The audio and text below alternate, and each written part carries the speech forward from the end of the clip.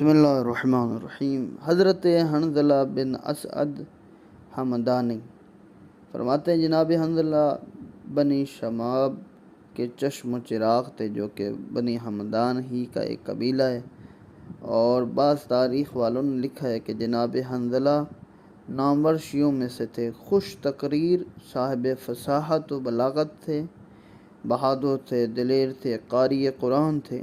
ان کا ایک بیٹا تھا جس کا نام علی تھا۔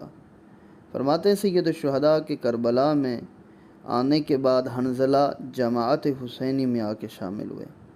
آغاز جنگ سے پہلے امام انہیں ابن سعد کے ساتھ پیام و کلام کے لیے بھیجتے تھے۔ روز عاشورہ جب امام کے اعوان و انصار بالکل تھوڑے رہ گئے تو جناب حنظلہ اذن جہاد حاصل کرنے کے لیے امام کے آگے آ کے کھڑے ہو گئے۔ جدھر سے کوئی تیر یا تلوار نیزہ سے وار کرتا، جناب